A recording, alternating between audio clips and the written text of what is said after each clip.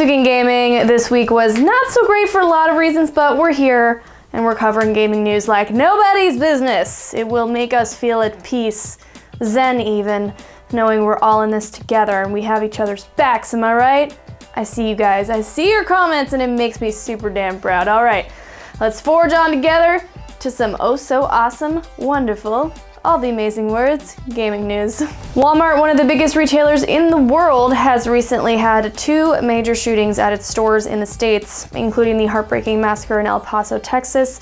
In response, Vice said the retailer wants violent video game demos removed along with any promotional material. Meanwhile, Walmart doesn't have any issues still selling actual guns. A Walmart spokesperson told USA Today, "We've taken this action out of respect for the incidents of the past week, and this action does not reflect a long-term change in our video game assortment." IGN also added to the story that actual sales of video games were also removed. Following that story, Walmart went back to IGN to clarify that this megastore franchise has not given any directive to remove video games from the shelves. Okay, so I'll just say that this entire move on Walmart's part seems like a complete miss, like going for the goal and completely missing it by like 18,000 miles. Yeah, it's a miss if I ever saw one. Anyways, at least we have these lovely memes. Cool. Microsoft, Sony, and Nintendo will start doing their best C-3PO impression next year, much to the annoyance of Han Solo, by telling you the odds for loot box drops. Yes. Kotaku reports that the Entertainment Software Association dropped these deets in front of the Federal Trade Commission. Furthermore, a recent ESA blog post states, the major console makers are committing to new platform policies that will require paid loot boxes in games developed for their platforms to disclose information on the relative rarity or probability of obtaining randomized virtual items. Honestly, this is long overdue, and I'm a bit baffled why it took this long for the big 3 to act, but okay, here we are. Once again, a Borderlands 3 controversy was ricocheting around this past week, though surprisingly, it didn't include Gearbox co-founder Randy Pitchford.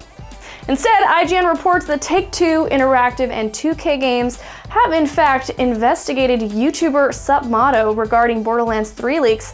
SupMatto claimed he's done nothing wrong in a recent video, saying 2 private investigators came to his house that were sent by Take-Two. In response, 2K sent the following statement to IGN. Take-Two and 2K take the security and confidentiality of trade secrets very seriously. The action we've taken is a result of a 10-month investigation and a history of this creator profiting from breaking our policies, leaking confidential information about our product, and infringing on our copyright. As of now, no legal action is apparently being pursued, but it's worth noting there's supposedly a larger investigation happening too. Ooblets isn't just fun to say, ooblets. It's also one of the latest games to announce an exclusivity deal with the Epic Game Store. So, shocker, people on the internet were pissed about this. In fact, PC Gamer reports that the deal led to harassment of the husband and wife development team of Ben Wasser and Rebecca accordingly. Wasser responded to this response with a Medium post, writing, "A portion of the gaming community is indeed horrendously toxic, entitled, immature, irrationally angry, and prone to joining hate mobs over any inconsequential issue they can cook up. That was proven again through this entire experience. It was never my intention to alienate or antagonize anyone in our community who does not fit that description, and I hope that you can see my tone and pointed comments were not directed at you." You know what? I sympathize with these 2 devs. We need to cherish developers like Ben and Rebecca for everything they bring to this community, because without them, we wouldn't have one. Let's just be good to one another, okay? Because really, it isn't that hard. We're all just trying our best. All right, moving on. You won't be able to put the blame on your teammates soon in Apex Legends, oh no. The Battle Royale game from Titanfall developer Respawn is getting a limited time solo mode starting August 13th as part of the Iron Crown Collection event, which looks pretty damn cool.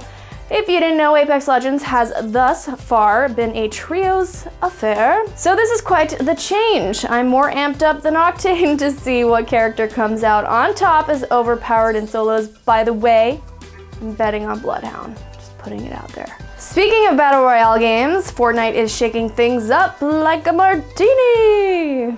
Oh god.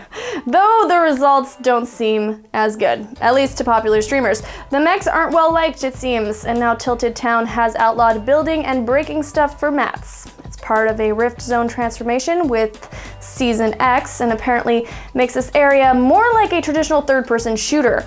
Sounds pretty neat, to be honest, and it's impressive how Epic is always altering Fortnite. Now Fortnite isn't the only game constantly evolving. Case in point, No Man's Sky is going new places with the Beyond update. A PC Gamer reports the sci-fi game will get 32-player functionality and more August 14th. Hey, that's soon. The more I referenced, by the way, is VR support, as well as the ability to mount aliens as well as milk them. You know, I think someone at Hello Games really likes Star Wars The Last Jedi. It's just a guess though. Probably really likes it like a little too much. Microsoft is releasing a limited edition Xbox One X console next month that's as cool as nice. Gotcha, you thought I was gonna say eyes, didn't you? You see, the special system sports a translucent casing with the focus on the Omen icon being covered by frost and snow on one side. The other highlights the locust symbol. It's pretty darn striking, especially when complemented with the matching Kate Diaz controller, plus the $500 bundle arriving September 6th, PAX in the Ultimate Edition of Gears 5, along with the first 4 games of the shooter series. Huh! It's apparently the first special Xbox One X system since the Project Scorpio edition from late 2017. Wow. That's sort of nuts to me, since it seems like there are a gazillion variants of the Xbox One S. Yeah. Enough about new stuff though, let's talk about old expensive stuff, sure. A retro gaming store in Seattle called Pink Gorilla Games recently paid $13,000 for a Nintendo World Championship 1990 cartridge. One of the most valuable collectibles out there. Funnily enough, the person who traded in the game basically had no idea it was worth so freaking much, according to IGN. So good on Pink Gorilla for not screwing that person over, because you could have gotten away with a steal, but you were good. As for the game, it's already been sold to someone else for an unknown price, so awesome. And that's it for this week, folks. If you like today's show, as always, please show it with a sub, a like, or a comment. But also remember, there's a lovely notification button below that you can click on to activate notifications of awesome, is what I called that. But really, it's just so that you know exactly when I've posted a new video. And if you're into the stuff that I do, then it would be awesome to have you join me every time. So hit that notification bell, go enjoy the weekend, and have a baller one, everybody. Sayonara.